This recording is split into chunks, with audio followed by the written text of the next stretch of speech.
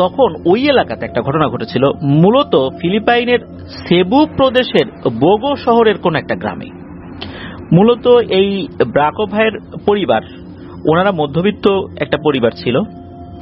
আর মূলত বলা চলে যে ওই জায়গাতে একটা পরিবার ছিল, ওই সময়ের কথা বলছি, মানে 1950-এর দশকের শুরুর দিকে। তার নাম ইয়াংসু, তার স্ত্রী মেলি এবং ইয়াংসুর বৃদ্ধ মা মেলেকো, তাদের একটা ছেলে নাম ফুয়াং এবং এক মেয়ে ওলেলি তার নাম। ওই এলাকার নাম যেরকম আর কি, এই যে ইয়াংসু, মেলি, মেলেকো, ফুয়াং, ওলেলি, এটা ওখানকার নামের ধরন আর কি। এই ইয়াংসু উনি ছিলেন জেলে, একটি ছোট্ট নৌকা নিয়ে সারা রাত নদীতে মাছ ধরে বিক্রি করে বাজার করতেন। এইভাবেই সংসার চলছিল আর কি। তো এক রাতে উনি মাছ ধরতে গিয়েছেন, জাল ফেলে আবার বাড়িতে চলে আসতেন, আবার অনেকক্ষণ পরে গিয়ে ওই জালগুলো তুলতেন, যেমনটা আমাদের এলাকায় বা আমাদের বাংলাদেশের বিভিন্ন অঞ্চলে দেখা যায় আর কি। তো উনি জাল ফেলে বাড়িতে এসে রাতের খাবার খাচ্ছেন। হঠাৎ করে একজন লোক আসে, খুব ভালোভাবে বলে যে তোমার জালে একটা বোতল আছে, বোতলটা খুলে দাও, তুমি অনেক ধনী হয়ে যাবে, তোমার আর মাছ ধরতে হবে না তো কষ্ট করে। তো ইয়াংসু উনি দেখেন যে এই লোকটাকে উনি চিনতে পারেন না, এই এলাকার কেউ বলেও তার মনে হচ্ছে না। আর জালে বোতল বেঁধে গেছে, এটা এই লোক জানলো কিভাবে? এটা তো জানার কথা না, জাল তুললে না হয় বলা যাবে। তো এই লোককে ওইখানে গিয়ে জাল তুলছে। এই কৌতূহল থেকেই তাকে প্রশ্ন করেন যে আপনি কিভাবে জানেন যে আমার জালে এরকম একটা বোতল বেঁধে গেছে? আপনাকে তো কখনো আশেপাশে দেখি নাই।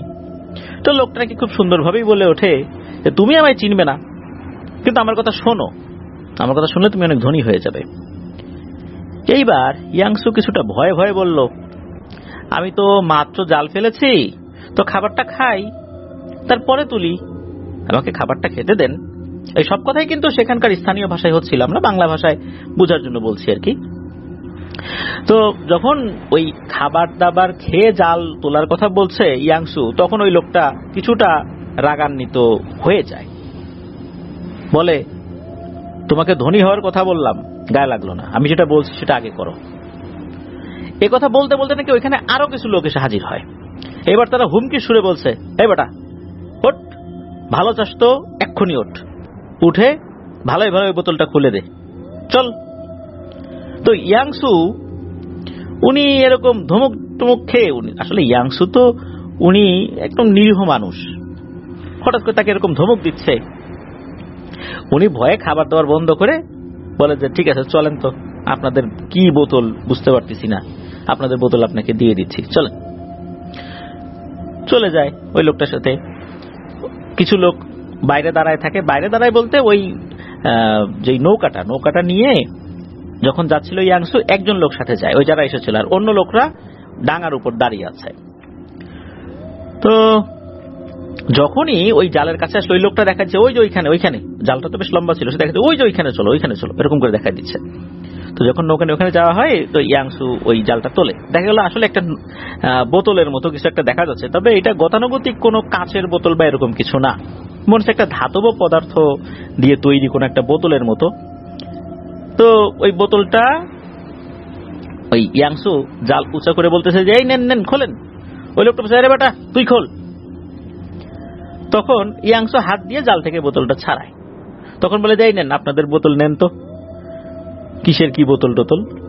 তখন বলে যে না আমি ধরবো না, বোতলের মুখ খোল। তখন ইয়াংসু বলে যে এই কোথাকার কি বোতল টোতল, আমি বাবা এইসব খুলতে পারবো না, আপনাদের বোতল আপনারা নিয়ে যান তো, আমার এই ঝামেলার থেকে বের করেন, আমার কোনো টাকা পয়সা দিতে হবে না, আমার বড় লোক বানানোর দরকার নেই, জান।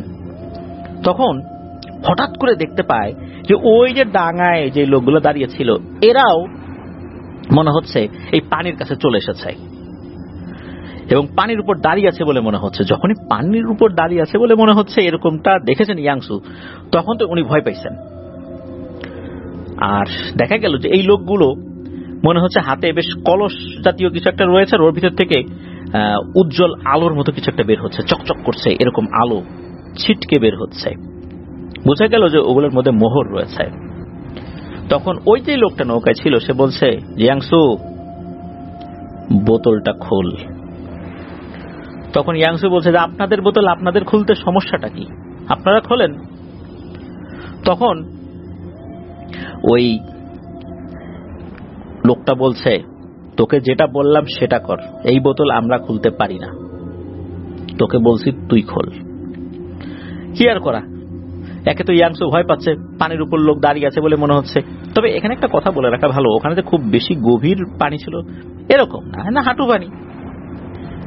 তো ইয়াংসু একবার মনে হচ্ছে যে লোকগুলো পানির উপর দাঁড়িয়ে আছে, আবার মনে হচ্ছে না হাঁটু পানিতেই দাঁড়িয়ে আছে। সে নিশ্চিতভাবে কিছু আসলে বুঝতে পারছে না ওই সময়, যেহেতু ওই সময় রাত ছিল। ইয়াংসু অগত্যা ওই বোতলটা খোলার জন্য বোতলটা হাতে নিয়ে ওখানে ছিপিটা খুলবে। তখন মনে হলো ওইখানে মানে ইয়াংসুর নৌকায় হারিকেন জাতীয় একটা জিনিস ছিল, ওটার আলোতে মনে হলো যে প্রাচীন কোন একটা ভাষার সিলমোহর ওই বোতলের মুখের উপর রয়েছে। তো এটা খুলতে যাবে এমন সময় মনে হচ্ছে দূর থেকে 3-4 জন পণ্ডিত গোছের সন্ন্যাসী গোছের লোক দূর থেকে বলতেছে, এই ইয়াংসু এটা খুলিস না, খুলিস না, পানিতে ফেলে দে, পানিতে ফেলে দে, ঘোর অমঙ্গল নেমে আসবে তোর উপরে। যখনই এরকম আওয়াজ পেয়েছে ইয়াংসু ওইদিকে তাকিয়েছে।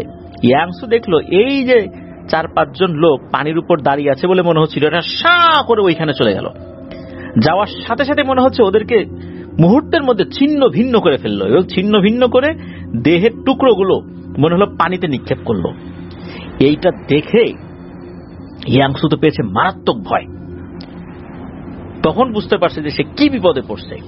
নৌকায় বসে থাকা ওই লোকটা আবার বলছে, ইয়াংসু শেষবারের মতো বলছি, বোতল খোল।